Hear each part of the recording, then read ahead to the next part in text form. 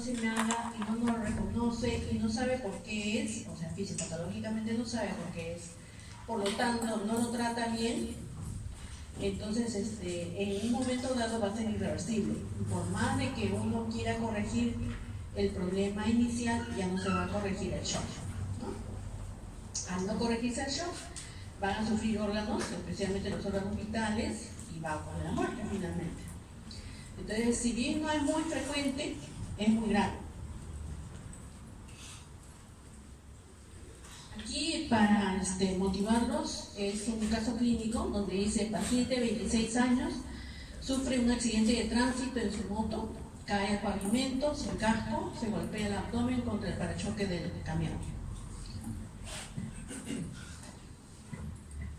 El paciente tiene una frecuencia cardíaca de 130 latidos por minuto, una frecuencia respiratoria de 30 respiraciones por minuto y una presión arterial de 40/20 milímetros de mercurio. Entonces, solamente con eso, nosotros podríamos diagnosticar shock. ¿Qué me dicen?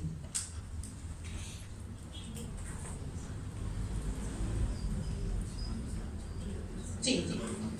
¿Cuál de esos parámetros podría decir que se trata probablemente de un shock? Exactamente. Entonces, la presión arterial que está disminuida, en este caso que es 40/20, y lo normal es más o menos 120/80, ¿no? milímetros de mercurio, me está diciendo que probablemente el paciente está en shock. ¿Y por qué me importaría que el paciente esté en shock? ¿Qué de importancia tiene que la presión esté baja?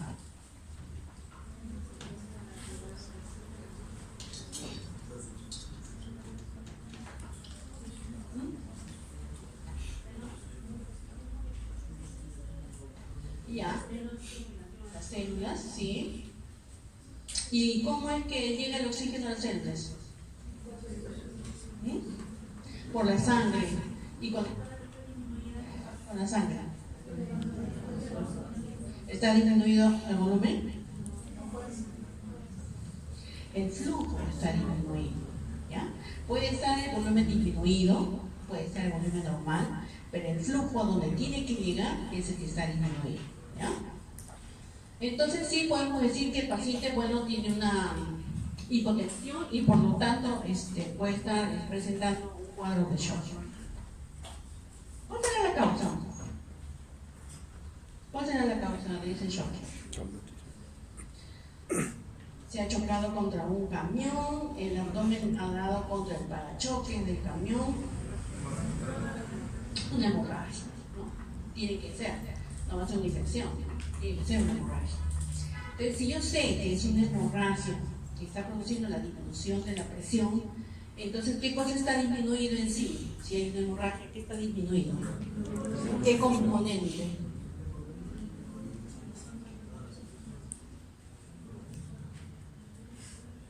El ¿qué?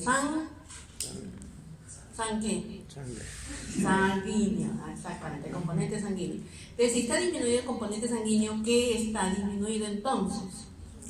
Perfusión. Ya puede decirse el plasma. Entonces, ¿qué está disminuido? ¿Perdón?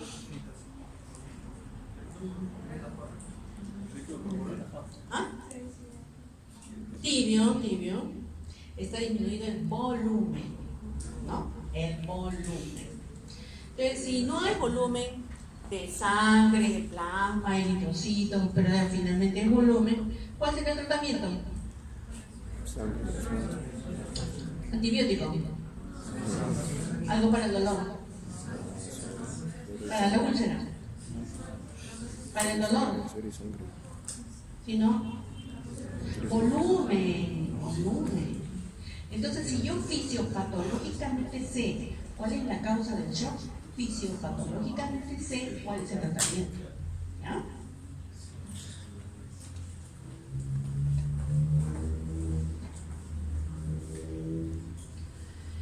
Entonces, vamos a definir el shock, cuáles son los mecanismos de respuesta del organismo frente al shock, cuáles son los efectos celulares después de tener shock Y los tipos de shock los más frecuentes son el hipovolémico, el cardiogénico, el obstructivo y el distributivo. Entonces, en la parte superior, ustedes están viendo de que nosotros hemos diagnosticado que el paciente está en shock porque le tomamos las funciones vitales y hemos encontrado que la presión está disminuida. Sin embargo, cuando ustedes lean los libros van a ver de que el shock, el proceso del shock empieza antes de que disminuya la presión arterial, ¿ya? Entonces, finalmente, la forma más menos cruenta de repente de saber que tiene shock el paciente es tomándole la presión arterial, pero el proceso en sí empieza mucho antes. Entonces, yo voy a reconocer a través de las funciones vitales que un paciente está en shock. Y eso me va a decir de que, bueno, hay disminución de la perfusión, hay disminución del flujo sanguíneo hacia los órganos nobles.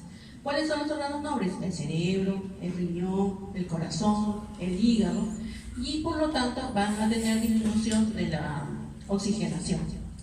Entonces, ¿qué cosa es lo que tenemos que nosotros hacer fisiopatológicamente hablando? Es identificar la causa del shock. Entonces, cuando yo determino cuál es la causa, yo puedo darle tratamiento. ¿Cuáles son las consecuencias de un paciente que no tiene oxigenación? Primero es que no tenga oxígeno. Segundo es que no tenga glucosa. Y ustedes saben que la glucosa sirve para el metabolismo aerobio, principalmente del cerebro, que es uno de los órganos más importantes, ¿no es cierto? Entonces no se va a realizar el ciclo de Krebs, el ciclo de la respiración, y al contrario lo que se va a producir es una respiración anaeróbica con acumulación de lactato.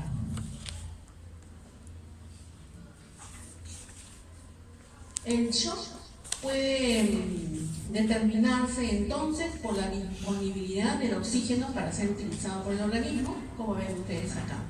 Entonces, ¿cómo yo voy a encontrar esa disponibilidad? Porque el organismo tiene necesidad de oxígeno, entonces yo tengo que darle esa disponibilidad de oxígeno. Entonces, está relacionado mucho con la cantidad arterial de oxígeno. Entonces, si el paciente no tiene oxígeno en su flujo sanguíneo, no va a producir esa disponibilidad.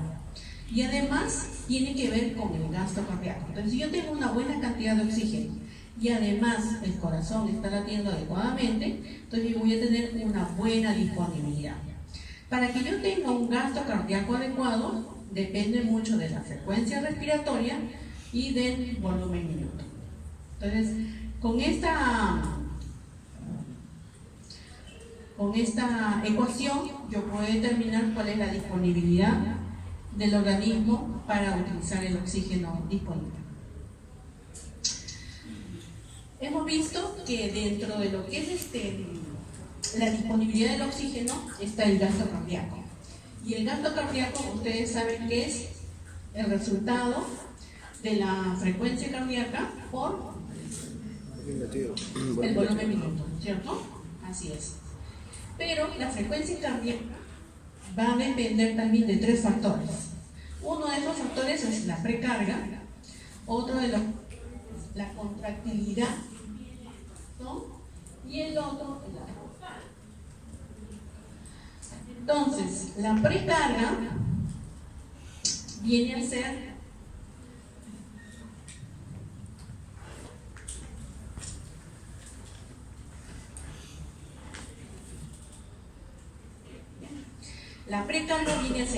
toda la sangre que hay venosa, toda la sangre que hay acá en las cavidades derechas, toda la sangre que hay acá en la cavidad izquierda, hasta antes de la sístole, o sea, hasta el final de la diástole. Eso es precarga, ¿ya? Entonces, todo el volumen que hay en todos esos vasos sanguíneos.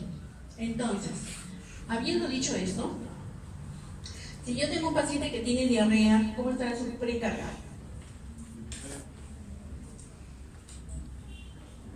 Disminuida, exactamente, porque si yo digo precarga es volumen. Si tiene diarrea, disminuye el volumen en el cuerpo. Y si yo estoy diciendo que el paciente tiene, por ejemplo, una insuficiencia cardíaca y está hinchado, ¿cómo estará su precarga?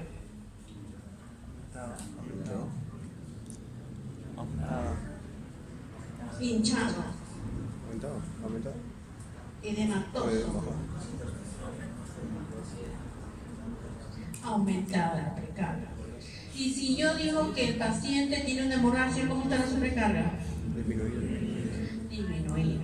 Entonces el gasto cardíaco depende de la precarga, que es finalmente solamente el volumen que hay en las cavidades hasta antes que empiece la sístole o al final de la diástole.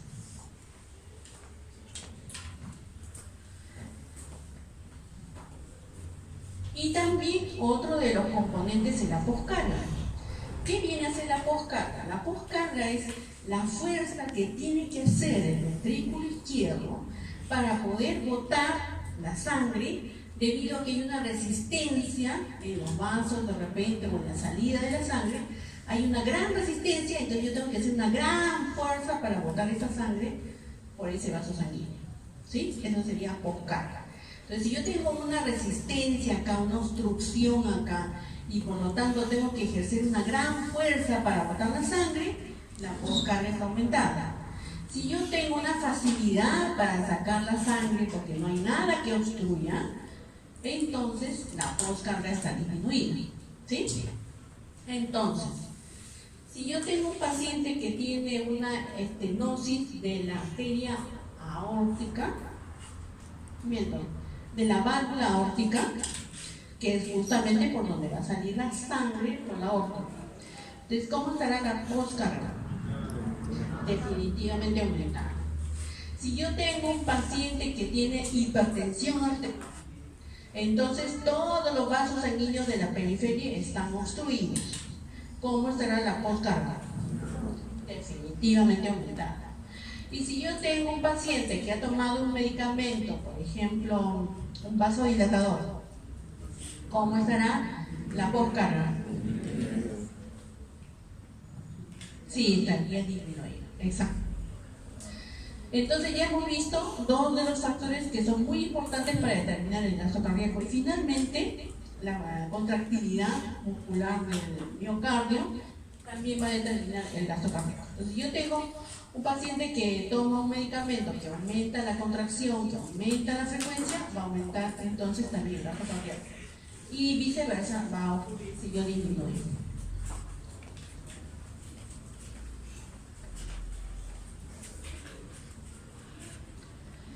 Lo mismo, acá es lo mismo que yo les estaba diciendo de la precarga, que es todo el volumen que hay en los vasos sanguíneos hasta el final de la diástole.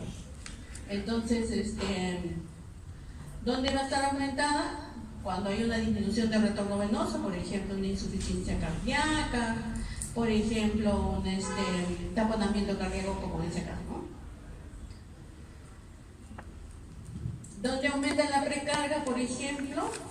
Cuando hay un infarto de miocardio, por ejemplo. ¿Dónde disminuye? ¿Dónde aumenta? Cuando hay una insuficiencia aórtica, pero ¿dónde también aumentaría? Cuando hay una insuficiencia renal, el paciente está hinchado y edematoso. En relación a la contractilidad que yo les manifesté, hay una ley que se llama la ley de Frank-Starling. Dice que cuando el corazón está bien y el músculo está bien, y yo le estoy dando harto volumen a ese músculo, entonces el músculo se distiende. A mayor distensión tiene mayor fuerza de contracción. Eso es cuando el músculo cardíaco está bien. Pero cuando ya está mal, está alterado el miocito, entonces ya no funcionan las fuerzas de Frank-Starling. Y cuando ya no funcionan las fuerzas de Frank-Starling, entonces hay otros mecanismos de compensación que utiliza el miocardio. Por ejemplo, acá yo tengo un paciente que ha tomado medicamentos que activan el simpático, ¿no? Por ejemplo, el digital, que son inotrópicos positivos. Entonces aumentará la contractilidad. Si aumenta la contractilidad, aumenta el gasto cardíaco. En relación a la poscarga, lo que hemos dicho, que es la fuerza del corazón para poder expulsar la sangre cuando hay una resistencia. Entonces, a mayor resistencia, tengo aumento de la poscarga. Entonces, el gasto cardíaco, que es la frecuencia cardíaca por volumen minuto, el volumen minuto depende de los tres factores: precarga, poscarga y contractilidad. Pero hay otro factor independientemente del gasto cardíaco, que es la resistencia vascular periférica, y es la obstrucción de los vasos sanguíneos periféricos al flujo de la sangre, ¿no? Esa resistencia vascular periférica también depende de tres factores. Uno es el diámetro del vaso, otro es la longitud del vaso y otro es la viscosidad de la sangre. Entonces, si yo tengo una sangre muy viscosa, yo voy a tener aumento de la resistencia vascular periférica. Por ejemplo, la doctora que está al final me va a decir, si yo tengo un paciente que viene de la altura del Cerro de Pasco, ¿cómo estará su sangre? Viscosa. Estará viscosa, ¿no es cierto? Porque hay aumento de glóbulos rojos. Hay aumento de glóbulos rojos por la hipoxemia de la altura. Entonces, ¿cómo estará la resistencia vascular? Aumentada, exactamente, ¿no? En cambio, un paciente que tiene anemia, doctora, un paciente que tiene anemia, ¿cómo estará la viscosidad de la sangre? Disminuida. Entonces, la resistencia vascular también estará disminuida, ¿no? De estos tres factores de los que depende la resistencia vascular periférica, el más importante es el diámetro del vaso, ¿no? Entonces, a menor diámetro, mayor resistencia y viceversa. Entonces, yo les voy a preguntar en el examen. Puedo decir, la longitud del vaso o qué factores están directamente relacionados con la resistencia vascular periférica. Directamente, la longitud del vaso y la viscosidad. Indirectamente o inversamente proporcional estaría el diámetro del vaso. Entonces, yo tengo un paciente que ya tiene shock, que está disminuida su flujo sanguíneo, y entonces voy a tener mecanismo de compensación que utilice el organismo para que el flujo de sangre llegue siempre a su destino, ¿cierto? Entonces, hay mecanismos de compensación a corto plazo y hay mecanismos de compensación a largo plazo. El mecanismo de compensación a corto plazo, o sea, sí, inmediatamente, es el simpático. Es un mecanismo de compensación inmediato. Entonces, ese caso que yo les había puesto, que se había caído, se había chocado con su moto y se cayó al suelo, ustedes vieron que tenía la presión disminuida, ¿cierto? Pero también vieron que la frecuencia cardíaca y la frecuencia respiratoria estaban aumentadas, ¿no? Entonces, están aumentadas porque hay un mecanismo de compensación inmediato, que es el simpático. Y el simpático, ustedes saben que tiene cronotropismo positivo y además produce vasoconstricción, ¿no? Entonces, el paciente va a tener estos efectos del simpático. Si produce vasoconstricción, ¿cómo estará el color de la piel del paciente que está ahí en la calle en el accidente? Pálido. ¿Ah? Amarillo, ¿no? Pálido, ¿no es cierto? Pálido. ¿Por qué pálido? Porque hay vasoconstricción, ¿ya? Y estará caliente o frío o tibio. ¿Tibio? Caliente. Frío. ¿Por qué? Porque también hay vasoconstricción. Por eso también un paciente va a estar pálido y frío. Pero estará seco, ¿no es cierto? Bastante sudor. ¿Sudor? Sí. ¿Por qué sudor? Porque el simpático también va a producir una estimulación de las glándulas sudoríparas. Entonces el paciente va a estar frío, pálido, sudoroso, ¿no? Y definitivamente eso es resultado de la respuesta simpática inmediata ante un shock. Pero ahí vemos que no solamente es el simpático, sino que también hay otros mecanismos de compensación como los vasoreceptores, los quimioreceptores, la angiotensina, el sistema renina, angiotensina aldosterona que lo está dando riñón. Pero es un mecanismo más inmediato, ¿no? No es tan inmediato como el simpático. Entonces, si yo tengo un paciente que ha recibido un trauma, un accidente y ha disminuido su volumen, por lo tanto está en shock, voy a tener disminución del líquido extracelular, ¿no? Disminución del líquido en el vaso sanguíneo. ¿Eso qué va a generar a nivel del aparato juxtaglomerular? Va a disminuir, va a aumentar la formación de la renina. Y la renina va a convertir el angiotensinógeno en angiotensina a nivel del pulmón. Y esa angiotensina se va a convertir en angiotensina 1, en angiotensina 2, ¿no es cierto? Y la angiotensina 2 tiene la propiedad muy importante también de producir vasoconstricción, inclusive un poco más que el simpático. Es súper vasoconstrictor. Entonces, pero además de esa acción vasoconstrictora, tiene una acción a nivel de la corteza suprarrenal, donde va a producir el aumento de la aldosterona. Si produce aumento de la aldosterona, lo que vamos a tener entonces es retención de agua, ¿no? De agua. No, de sodio. ¿De sodio? Y si retiene sodio, ¿qué van a retener? Agua. Y si retiene sodio y agua, ¿qué aumenta? El volumen. Exacto. Y si aumenta el volumen, ¿qué aumenta? Precarga. Volumen precarga. Y si aumenta la precarga, ¿qué aumenta? El volumen minuto. Y si aumenta el volumen minuto, ¿qué aumenta? El gasto cardíaco. Y si aumenta el gasto cardíaco, ¿qué aumenta? La presión arterial, ¿no? Que es finalmente lo que queremos, que aumente la presión arterial. Entonces tenemos dos mecanismos de compensación. Uno es que la angiotensina 2 produzca vasoconstricción y por lo tanto aumenta la resistencia vascular periférica, ¿no? Aumentando la poscarga. Y aumentando el volumen se aumenta la precarga, ¿no? También ambos para aumentar el gasto cardíaco. Es lo mismo. Entonces, ¿qué viene a hacer el shock? Viene a ser una disminución del flujo sanguíneo de forma generalizada, pero principalmente en aquellos órganos nobles, donde va a sufrir un metabolismo anaerobio y probablemente la muerte celular. Les dije que había 4 tipos de shock. El tipo de shock hipovolémico, el distributivo, el cardiogénico y el obstructivo. Miren que el hipovolémico, perdón, este es el distributivo, ¿no? El distributivo es el de mayor cantidad. Dentro del distributivo, ¿quién está? Por ejemplo, el shock séptico, el shock anafiláctico.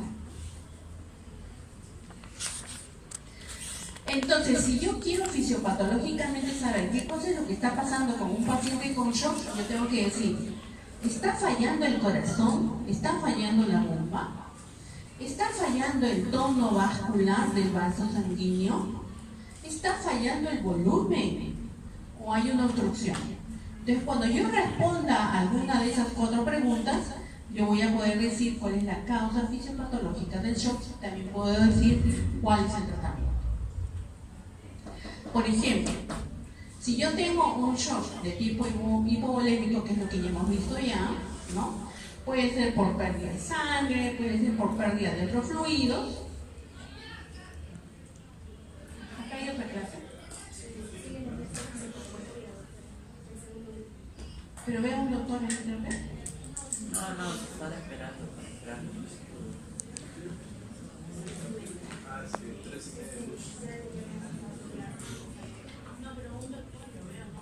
Lo que hemos dicho es de que falla el volumen, ¿no es cierto?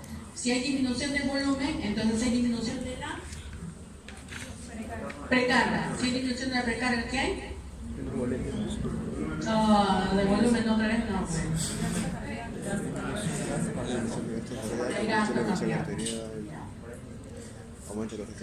Y después disminución del volumen minuto y después recién del gasto cardíaco, ¿no? Entonces, yo les dije que el simpático va a actuar sobre la función del corazón, aumentando tanto la frecuencia como la contracción, ¿no es cierto? Además, el simpático va a ir al vaso sanguíneo, no solamente el arterial, sino también el venoso, y va a producir vasoconstricción.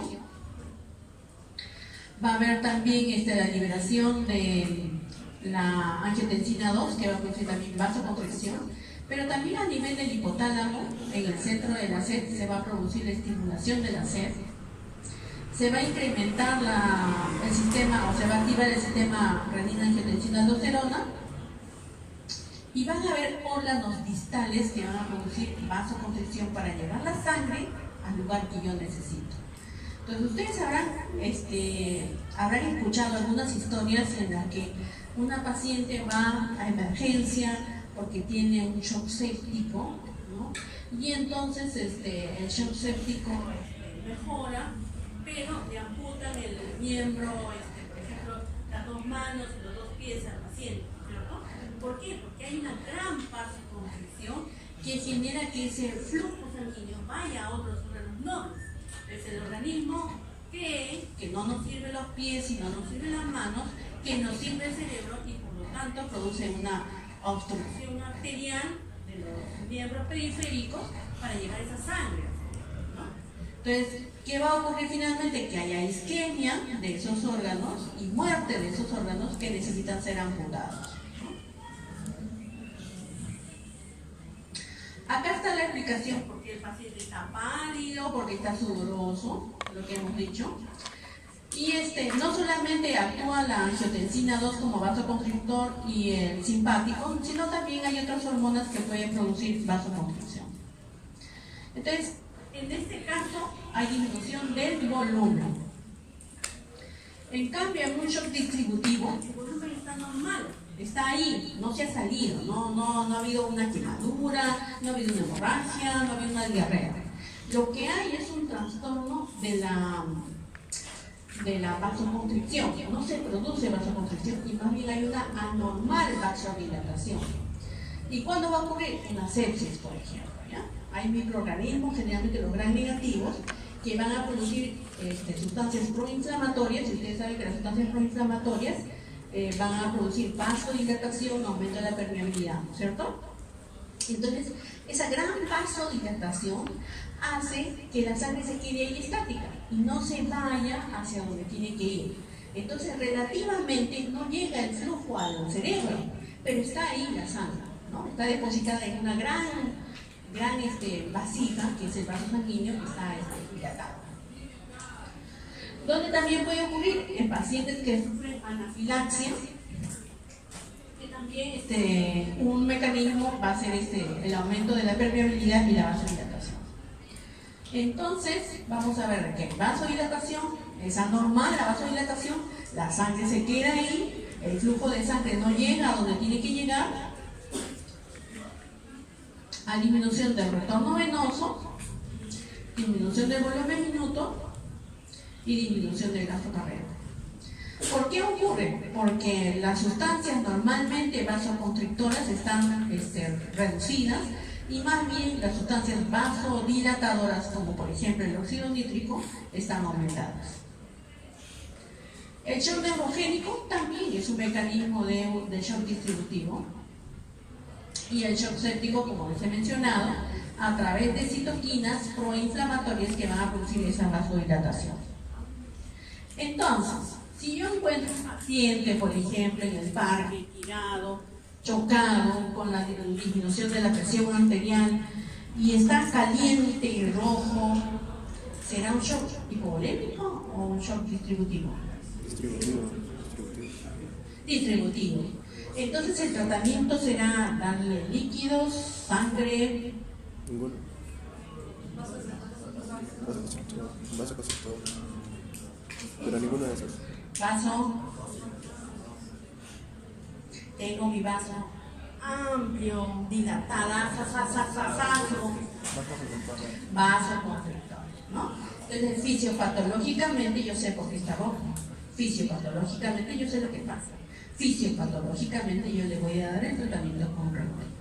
¿Ya?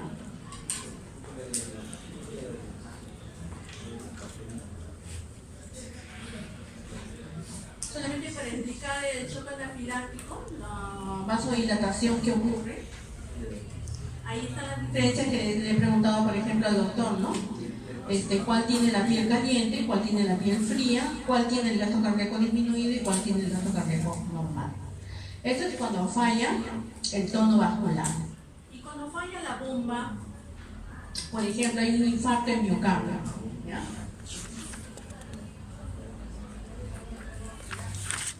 ¿Perdón? Tono vascular. Sí. En el distributivo es falla del tono vascular. En el hipovolémico es falla del volumen. Ahorita lo que estamos viendo es falla de la bomba. Falla de la bomba. Entonces, yo necesito, tengo mi flujo sanguíneo, tengo mis vasos sanguíneos normales y necesito que alguien empuje la sangre. ¿Quién empuja? La contractilidad del miocardio. Ese es el que empuja. Si falla, entonces se queda estancado todo ese flujo sanguíneo y no llega la sangre a donde quiere, ¿no? Entonces, voy a tener un paciente donde no funciona el miocardio y por lo tanto la sangre se queda estancada. Si se queda estancada todo este volumen de sangre, entonces ¿qué cosa está aumentado? Precarga. Y si por lo tanto no puedo llevar la sangre a donde tiene que llevar y actúa simpático y produce vasoconstricción, ¿qué está aumentada? Postcarga. Postcarga. Entonces un paciente que tiene una falla en la bomba tiene aumentada tanto la precarga como la postcarga.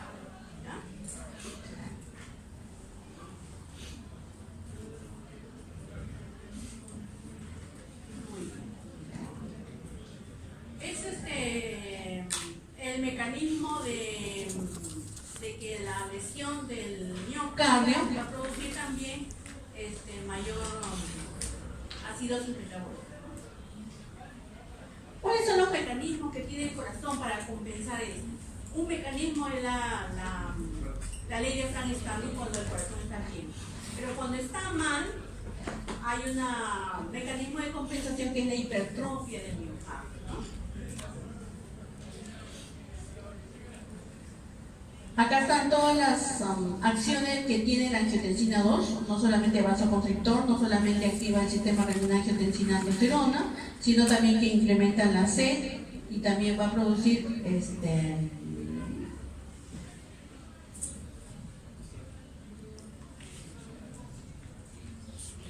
algo más que no está ahí. Muy bien. Si yo tengo un paciente que entra en shock, voy a tener también sustancias proinflamatorias. Dentro de las sustancias proinflamatorias está la interleuquina 1, la interleuquina 6, el factor de necrosis tumoral, alfa y el óxido nítrico. En el shock obstructivo, ¿qué va a ocurrir? Este vaso sanguíneo se va a obstruir por alguna circunstancia, o puede ser que el corazón se obstruya también y entonces va a haber una disminución del flujo sanguíneo hacia donde tiene que ir la sangre, ¿no? Ahí está la obstrucción, disminuye entonces el retorno venoso, disminuye entonces el volumen minuto, disminuye entonces el gasto cardíaco y hay una disminución de la disponibilidad del flujo sanguíneo y por lo tanto de oxígeno. Uno puede decir, ya, el paciente tiene pérdida de sangre y entonces, bueno, tiene que morirse en vez del shock hipovolémico, ¿no? Pero no necesariamente puede ocurrir eso. Puede ser que empiece con un shock hipovolémico, finalmente eso hace que falle el corazón y al final muere de una falla de bomba más que del shock hipovolémico, ¿no? Entonces, para que vean que no es como matemáticas, ¿no? La medicina.